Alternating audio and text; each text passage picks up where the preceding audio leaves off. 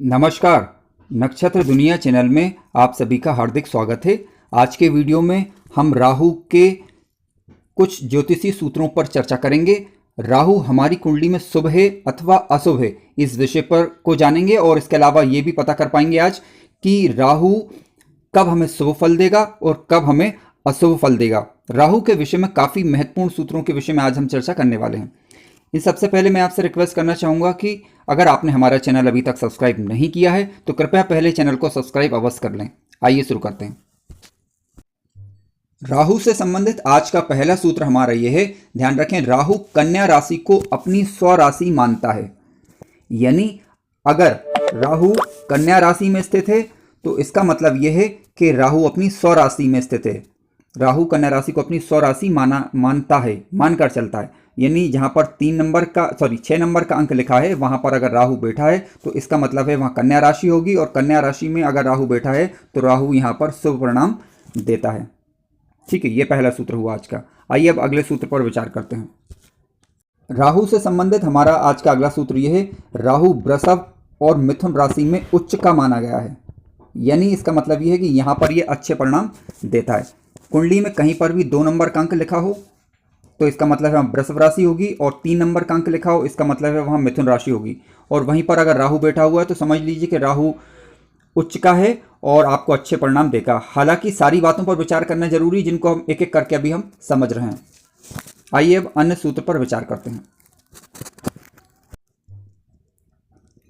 राहु वृश्चिक राशि में और धनु राशि में नीच का माना गया है। हालांकि वृश्चिक राशि में राहु नीच का माना जाता है, लेकिन मतांतर के अनुसार अगर आप बात करें तो धनु राशि में भी कई ज्योतिषी जो है राहु को नीच का मानते हैं। तो यानी कहने का तात्पर्य है, यानी कहीं पर 8 नंबर का अंक लिखा है और 9 नंबर का अंक लिखा है तो राहु वहां पर नीच का होगा और खराब रिजल्ट इसके देखने को मिल सकते हैं।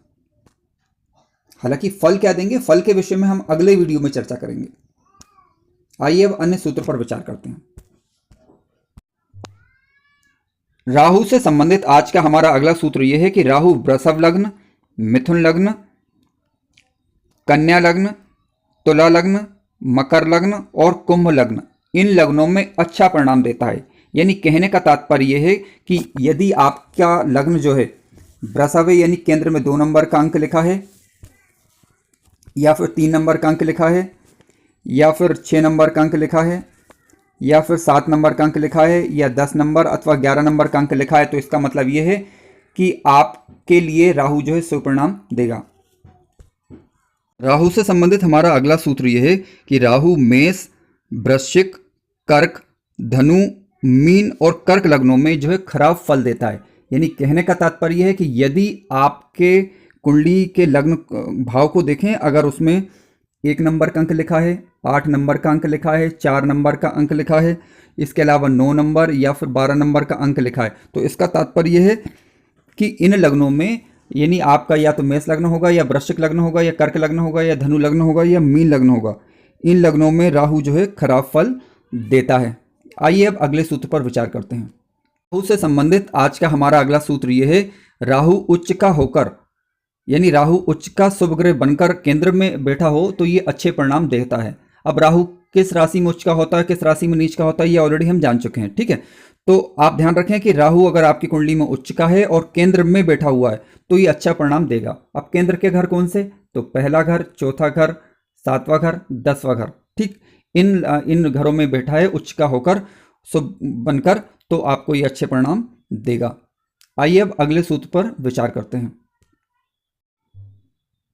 राहु से संबंधित हमारा अगला सूत्र यह है, राहु जिस भी भाव में जाकर बैठा है उसमें जो राशि का अंक लिखा हुआ है, अगर उसका राशिपति भी वहीं पर बैठा हो तो ऐसा राहु फिर शुभ फल देता है। आइए इसे उदाहरण के द्वारा समझने का प्रयास करते हैं।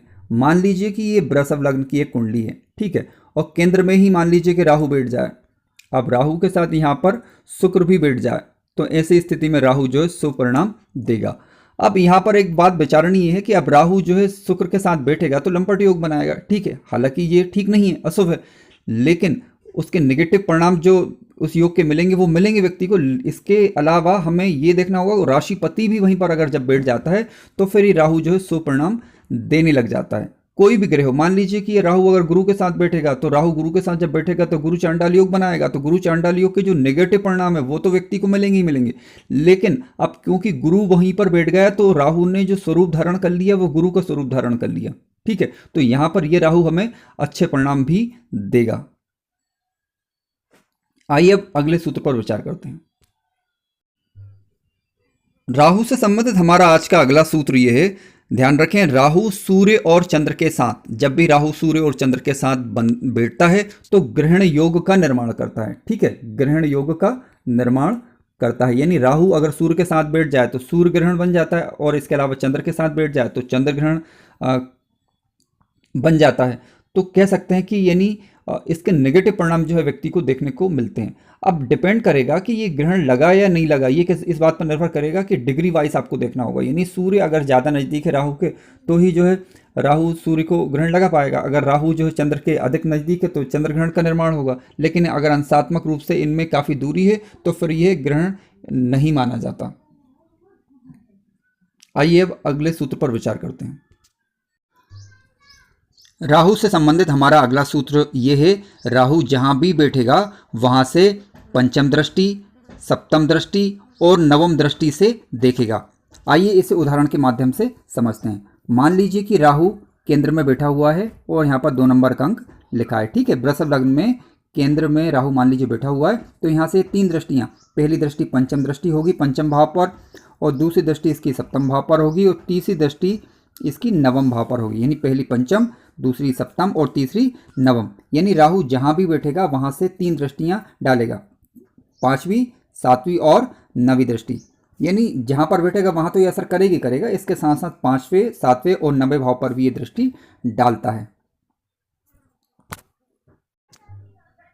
आइए अब उपायों पर चर्चा करते हैं। ध्यान रखें, यदि आपकी कुंडली में राहु अशुभ परिणाम दे रहा है, अगर आप इससे मुक्ति चाहते हैं तो इसका सबसे अच्छा तरीका यह है कि प्रत्येक दिन जो राहु काल होता है तो राहु काल के दौरान अगर राहु के बीज मंत्रों का जप किया जाए तो राहु अपना अशुभ परिणाम देना छोड़ देता है। हालांकि आपने सुना होगा कि राहु काल के दौरान कोई शुभ कार्य नहीं करना चाहिए, लेकिन अगर राहु से संबंधित संबंधित उपाय किए जाएं तो इस दौरान आप करेंगे तो राहु अपना अशुभ परिणाम देना छोड़ देता है। राहु का जो बीज मंत्र है आप उसे जप कर सकते हैं, या फिर आप चाहें तो बुधवार को भगवान श्री गणेश की आराधना अथवा पूजा करेंगे, अथवा बुध के बीज मंत्रों का जप करेंगे, तब भी जो है राहु अपना अशुभ परिणाम देना छोड़ देता है।